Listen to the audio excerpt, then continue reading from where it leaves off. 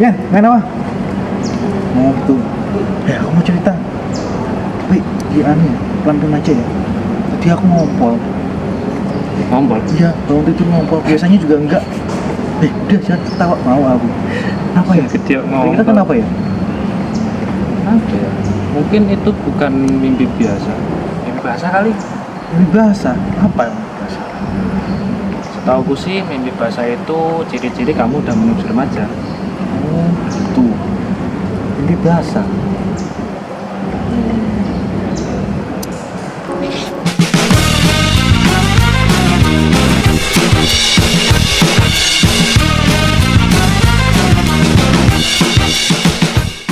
Bismillah, Assalamualaikum warahmatullahi wabarakatuh. Waalaikumsalam warahmatullahi wabarakatuh. Selamat datang di podcast Parents No Parents, Parents Adolescent Reproductive Health Communication. Nih, gimana nih kabar sobat parents kalian?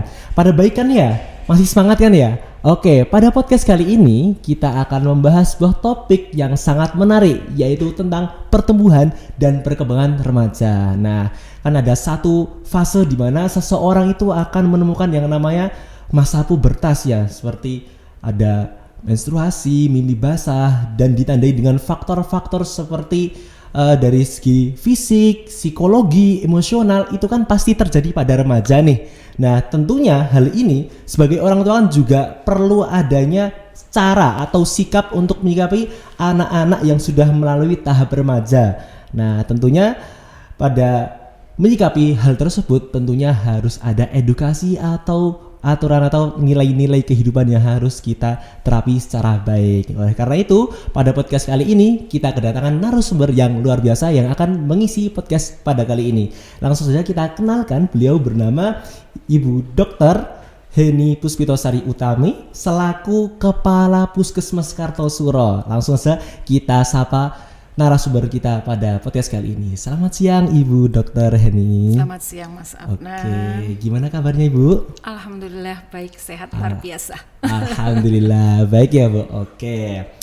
Pada topik kali ini kan ini menarik banget ya Bu. Kan seorang anak itu kan pasti akan melewati fase di mana dia akan mengalami masa pubertas. Nah, kadang orang tua itu masih bingung nih gimana sih cara menyikapi anaknya yang mengalami masa pubertas. Nah, kadang masih ada yang bingung atau mungkin malah masih tabu gimana caranya gitu. Nah, mungkin pada podcast kali ini kita bisa telaah dan kita kupas bareng-bareng Bu. Insya Allah udah siap ya Bu? Siap. Oke, langsung saja kita masuk ke materinya Bu. Oke, yang pertama Bu, bagaimana tahapan pertumbuhan dan perkembangan pada seorang anak terutama pada remaja Bu?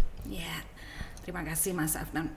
Jadi memang permasalahan remaja ini yang masalah yang kompleks ya. Iya. Karena dia peralihan dari masa anak-anak menuju dewasa. Tentunya banyak sekali hal-hal yang harus menjadi perhatian orang tua, terutama masalah pertumbuhan dan perkembangan ini. Mungkin harus dibedakan ya antara pertumbuhan dan perkembangan ini. Kalau pertumbuhan itu kan peningkatan massa tubuh, artinya ada perubahan fisik di situ. Tapi kalau perkembangan itu lebih pada psikis, mental, seperti itu. Nah, tahapan pertumbuhan dan perkembangan pada remaja, kita mulai dari remaja ini ada 3 tingkatan remaja. Ada remaja awal itu usia 10 sampai 13 tahun rata-rata.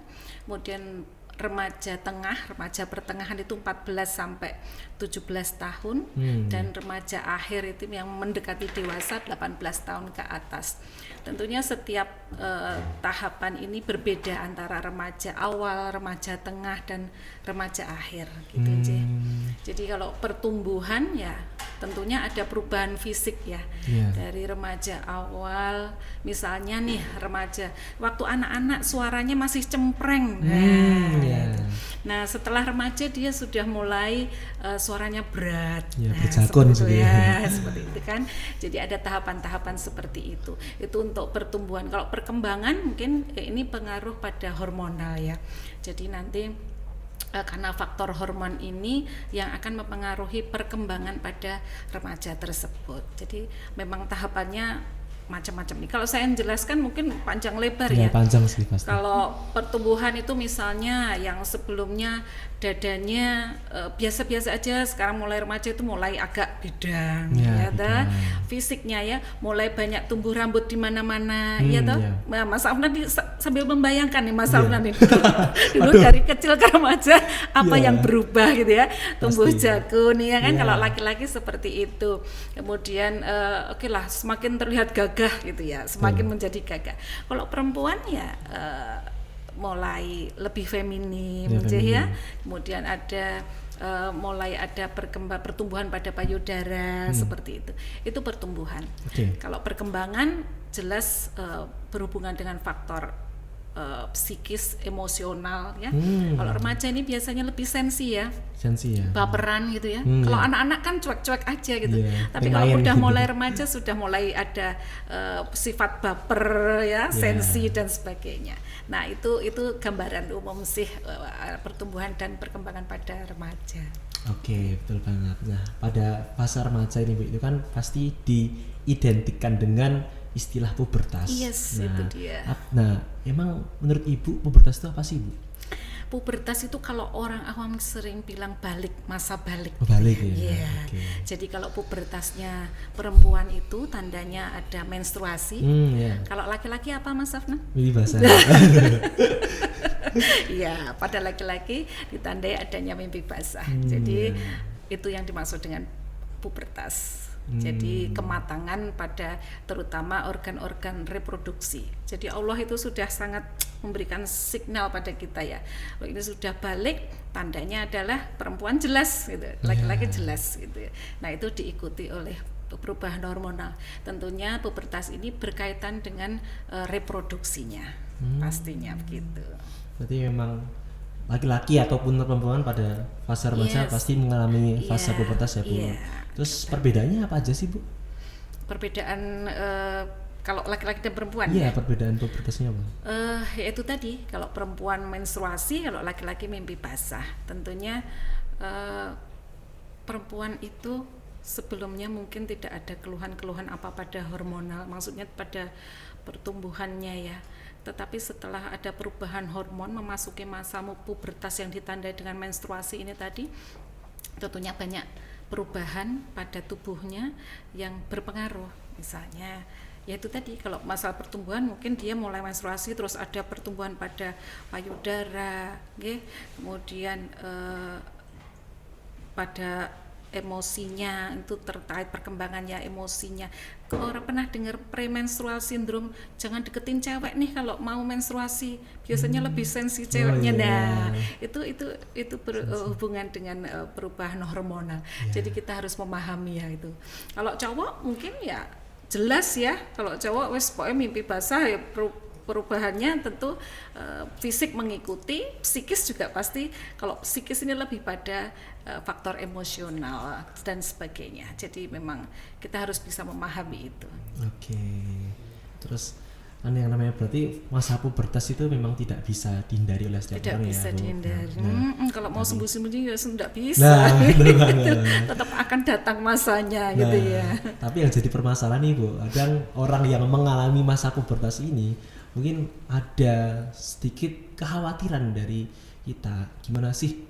Apa yang perlu dipersiapkan untuk menjaga kebersihan alat vitalnya dalam persiapan awal masa pubertas nih Bu? Ya, ini tentunya melibatkan orang tua, khususnya mungkin ibu ya, sebagai pendamping anak. Ini peran orang tua sangat penting sekali. Jadi untuk menjaga kesehatan alat reproduksi, karena pubertas ini hubungannya dengan reproduksi.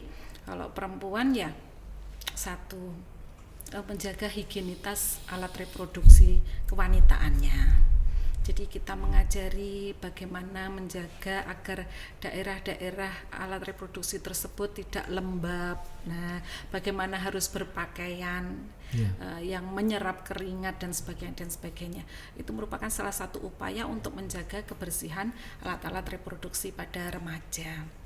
Kemudian juga laki-laki juga seperti itu. kalau memakai celana dalam jangan sit A sit B, hari ini sit A besok sit B, satu celana dipakai berhari-hari. Hal seperti itu merupakan salah satu upaya untuk menjaga alat reproduksi, alat vital pada remaja laki-laki maupun perempuan. Masih banyak loh ditemukan remaja yang seperti itu, malas mandi, malas mandi, kalaupun mandi juga pakaian dalamnya tidak diganti. Ya gitu. Itu memang butuh perhatian dari orang-orang terdekat, terutama orang tua, untuk selalu mengingatkan hal tersebut, karena ya itu tadi, itu merupakan upaya untuk menjaga kebersihan badan secara umum dan alat vital secara khusus gitu ya. Oke. Berarti ini ya Bu, penting ya antara anak ataupun terutama orang tua ini yang sudah lama mengalami fase itu untuk memberikan edukasi kepada anaknya. Dan pada masa remaja ini terutama buat cewek ini Bu, cewek kan ditandai masa pubertasnya dengan menstruasi nih Bu. Tapi kadang umurnya kan beda-beda. Nah, biasanya umur berapa sih Bu perempuan mengalami menstruasi? Rata-rata perempuan itu mengalami menstruasi di pertengahannya. Kalau zaman saya dulu itu menstruasi itu kalau sudah SMP 13-14 tahun baru menstruasi. Tetapi sekarang beriring perkembangan zaman, kemudian ada perubahan pola hidup, pola makan pada remaja, ini ternyata berpengaruh pada hormonalnya, sehingga sekarang banyak ditemui remaja yang menarki. Menarki itu usia menstruasi pertama, itu umur 10 tahun itu sudah menstruasi. Masih kelas 4 ya Mbak? Iya, masih SD kan. 9-10 tahun itu sudah menstruasi, itu banyak itu. Bahkan karena dia sudah puber di usia 10 tahun, kemarin itu ada kasus remaja usia 10 tahun itu hamil. Nah itulah, jadi memang kalau sudah pubertas ini peran kita untuk mengawasi, full power untuk mengawasi anak-anak itu harus lebih ketat lagi. Jadi memang usia menarki atau usia pertama menstruasi ini sekarang mulai maju gitu ya. Jadi di usia-usia remaja awal ini sudah mulai mengalami menstruasi. Yang sebelumnya zaman dulu-dulu itu remaja tengah, remaja akhir baru menstruasi, sekarang remaja awal usia 10 sampai 13 tahun ini sudah pada menstruasi nih. Gitu. Ngomong-ngomong soal menstruasi nih Bu, emang siklus menstruasi yang normal itu seperti apa sih Bu? Siklus menstruasi yang normal pada remaja, putri terutama ya, itu sekali menstruasi itu berlangsung selama 7 hari. Rata-rata ini ya, saya bicara rata-rata 7 hari. Nah, kita menghitung siklus menstruasi adalah sejak dia menstruasi hari pertama sampai nanti dia menstruasi di bulan berikutnya, hari pertama bulan berikutnya. Rata-rata 24 sampai 28 hari itu siklusnya. Jadi dari hari pertama menstruasi ini nanti 7 hari menstruasi selesai, kemudian bulan berikutnya misalnya bulan ini tanggal 1 gitu ya menstruasi pertama sampai tanggal 7. Bulan berikutnya dia menstruasi tanggal 3, jadi mundur 2 hari.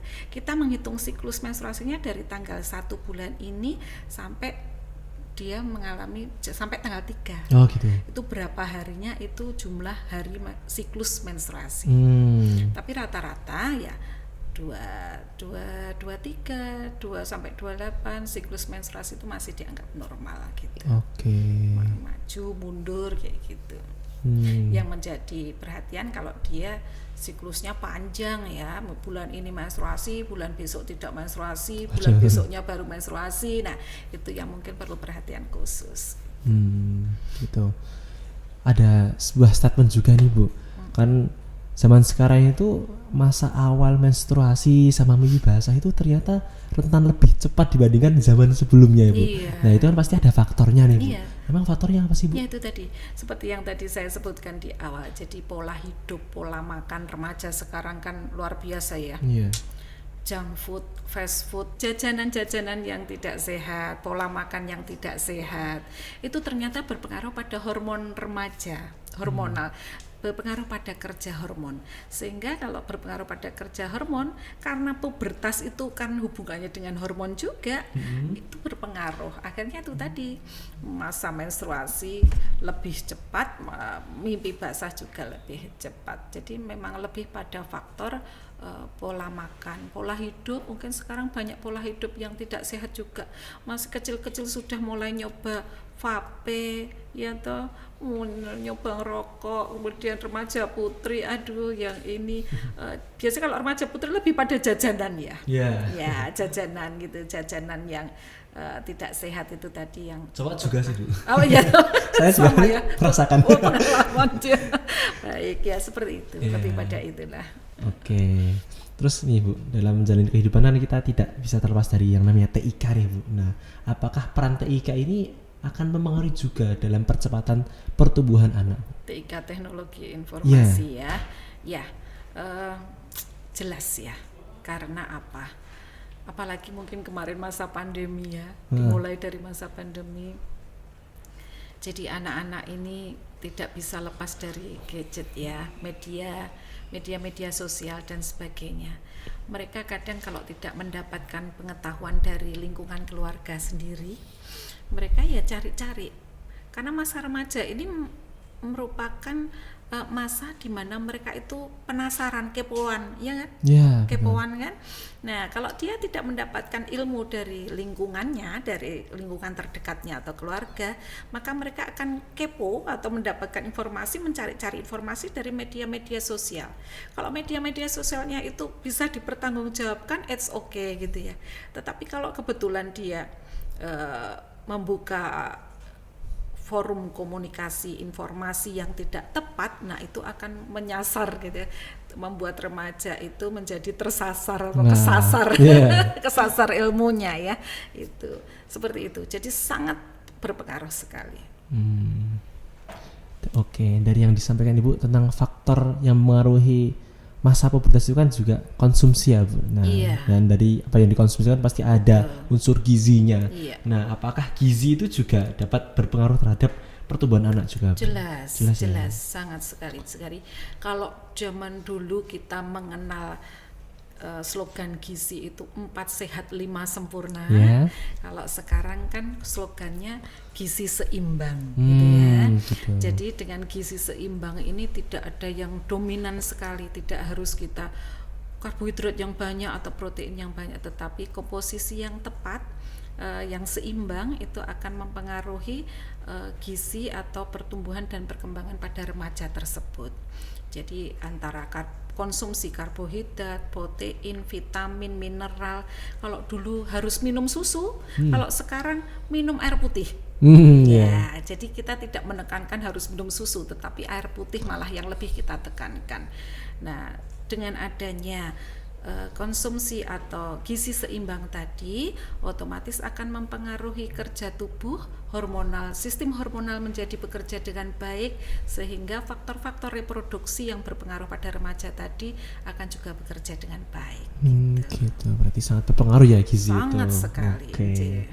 Terus nih Bu, bagaimana sih Bu siklus menstruasi yang normal? Dan ini Bu, kan ada anak satu dengan yang lainnya itu kan siklusnya ada yang berbeda nih Bu.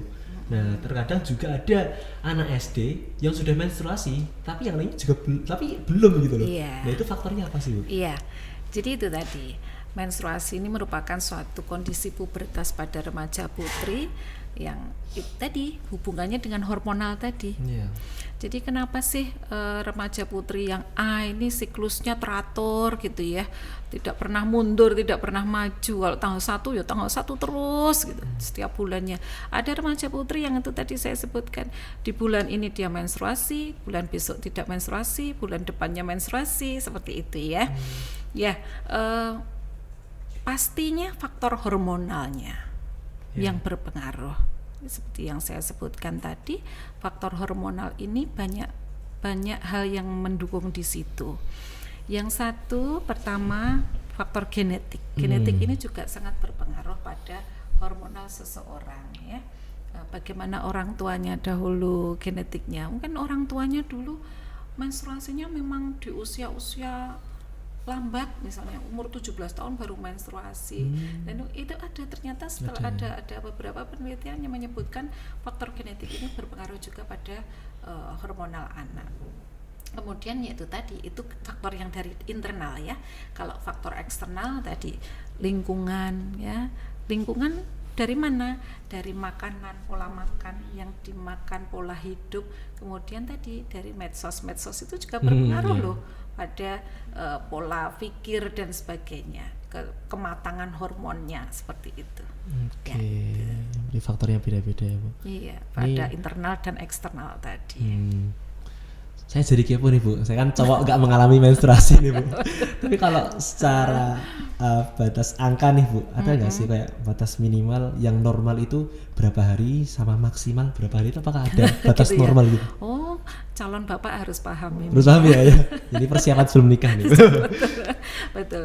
Jadi kalau menstruasi itu yang normal tadi saya sebutkan 5 sampai 7 hari menstruasi itu normalnya. Yang tidak normal itu kalau misalnya lebih dari 2 minggu menstruasinya. Nah, itu perlu ada pemeriksaan khusus lah. Apakah ini yang ada sesuatu di organ reproduksinya ataukah ada pengaruh, ini hanya pengaruh hormonal saja. Nah, gitu. Jadi kalau normal ya wajar-wajar antara 5 sampai 7 hari itu masa menstruasinya ya. Tapi kalau lebih dari 2 minggu itu sudah membutuhkan perhatian khusus. Gitu. Oke Bu. Nah, apakah setelah mengalami menstruasi Bu nih pada anak perempuan, apakah mereka itu harus bercerita sih sama orang tuanya? Dan kalau mau cerita harus ke ayah atau ibu? Iya, kalau menurut saya namanya anak itu, kedekatan anak dengan orang tua itu buktinya adalah manakala anak menemukan suatu masalah, dia harus curhat ke orang tuanya. Jadi saya sendiri juga begitu. Manakala anak saya masih mau curhat dengan ibunya, itu aman, gitu ya, aman. Jadi begitu juga dengan anak perempuan yang mengalami masa pubertas. Anak perempuan ini lebih dekat dengan ibu ya biasanya, apalagi kalau kasus-kasus terkait dengan pubertas ini. Jadi menurut saya lebih baik memang anak itu bercerita kepada ibunya, terutama mungkin kalau sama ayahnya mungkin dia malu gitu ya, tapi kalau sama ibunya mungkin dia akan lebih open gitu. Jadi lebih baik dia bercerita kepada orang tuanya, sehingga orang tua yang baik pun juga harus mendengarkan curhatan anaknya, apalagi terkait pubertas ini, dan memberikan solusi-solusi atau pilihan-pilihan terbaik terkait kesehatan reproduksi anak. Oke, berarti orang tua itu punya peran penting ya untuk Sangat tempat bercerita penting, oleh anak, apalagi di masa Iya, pubertas ini. iya. Oke.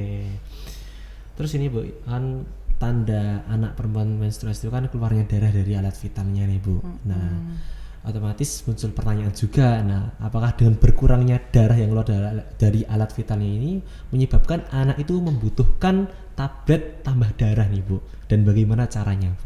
Iya, jadi khusus pada remaja putri, kita sejak remaja putri itu sudah mulai melakukan edukasi. Karena remaja putri ini mengalami menstruasi, itu merupakan faktor risiko bisa terjadi kondisi anemia pada remaja putri. Di Sukoharjo, khususnya di Kartasura ini, dari pemeriksaan hemoglobin, ya, hemoglobin itu untuk sampling untuk memeriksa kondisi anemia pada remaja putri ya. Dari sekian remaja putri yang kami periksa itu hampir 40 sekian persen itu menderita anemia. Ya, dan menstruasi ini juga bisa menjadi salah satu faktor risiko untuk terjadinya anemia tersebut. Maka kita mempunyai program pil cantik dan pil pintar. Pil cantik, pil pintar itu ya tablet tambah darah itu.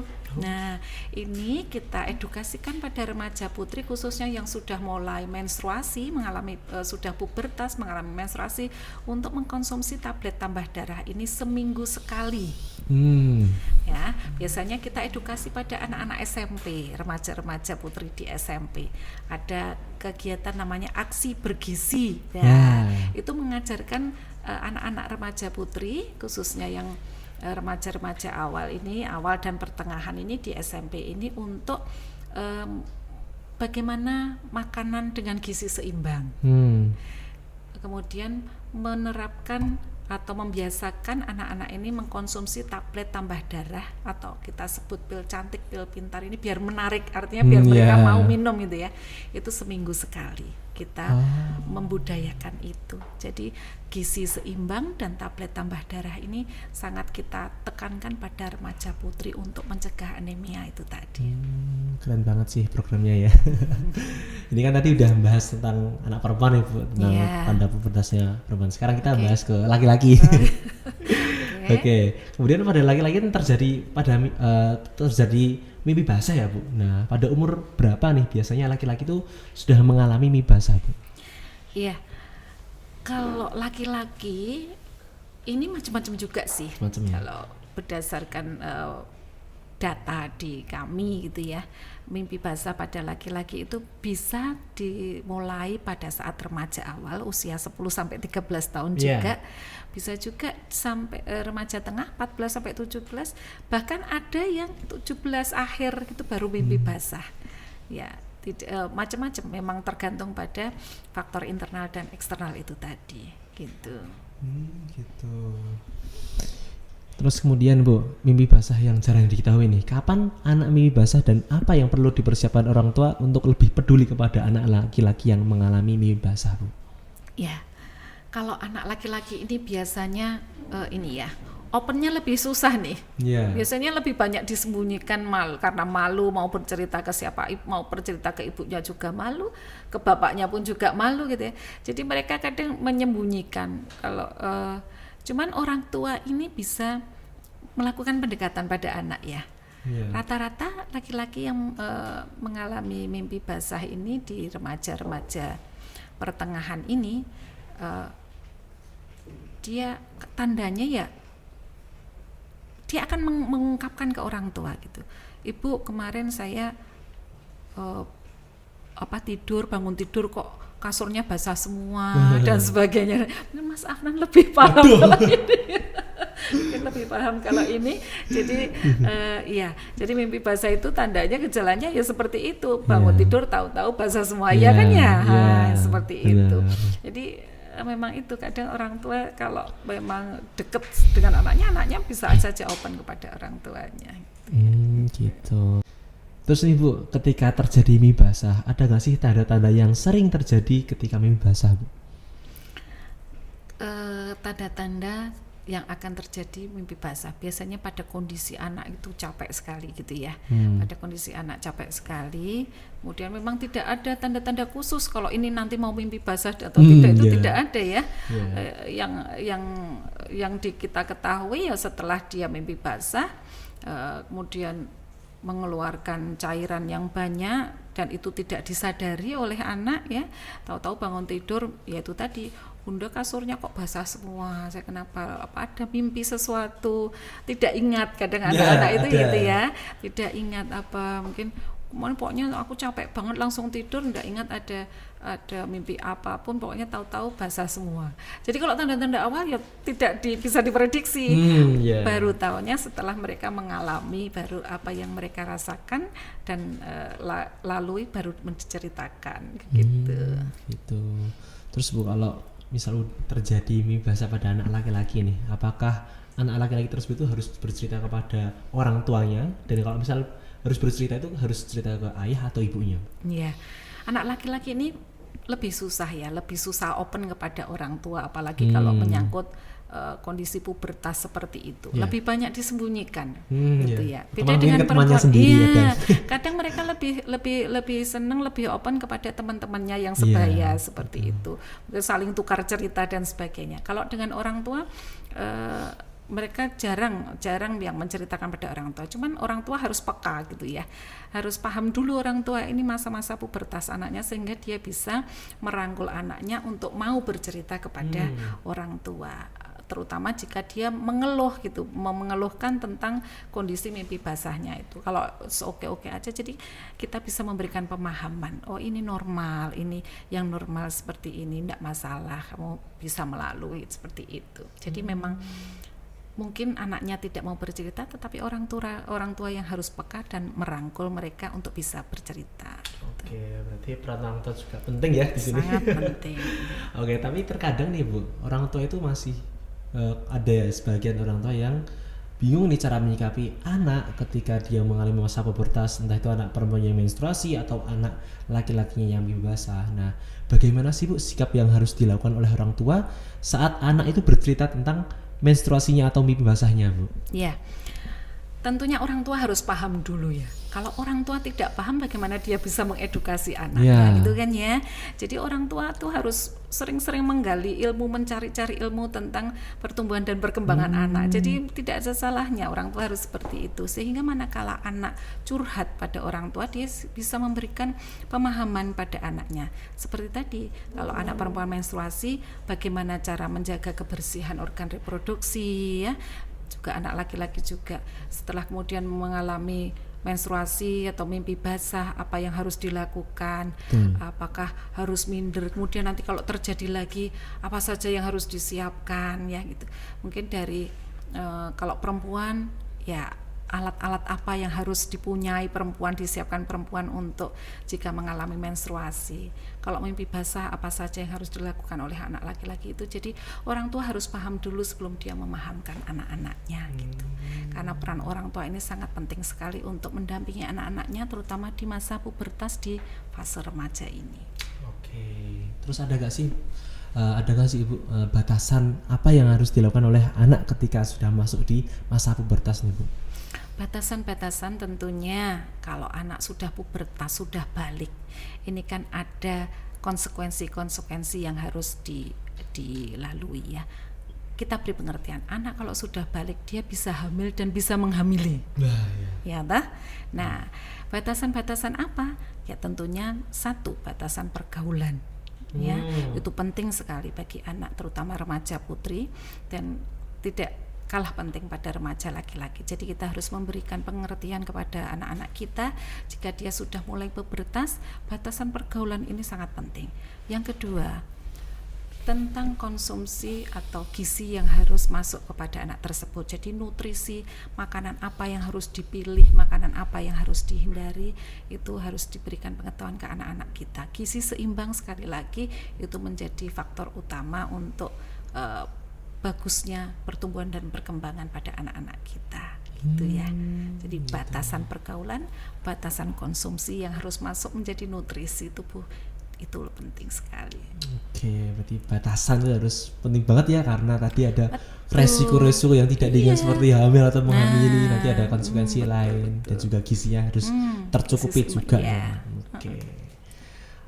Baik, dari apa yang sudah disampaikan oleh Ibu Dr. Heni ini sudah cukup mewakili dari edukasi atau pengetahuan kita tentang pertumbuhan dan juga perkembangan pada remaja ya Sobat Pairas sekalian, dan juga teruntuk orang tua nih yang masih memiliki anak terutama remaja atau pra-remaja, ini juga harus ditingkatkan lagi edukasi mengenai pengetahuan pertumbuhan dan perkembangan pada remaja supaya kita bisa menyiapkan generasi yang ada di bawah kita ya, terutama buat ibu-ibu yang sudah menjadi orang tua saat ini yang anaknya bersiap-siap untuk remaja, apa saja sikap kemudian edukasi yang harus disiapkan untuk menghadapi anaknya yang harus dipersiapkan juga. Oleh karena itu kita tanamkan dalam benak kita dan harus kita terapkan nilai-nilai yang sudah disampaikan oleh Ibu Dr. Heni tadi.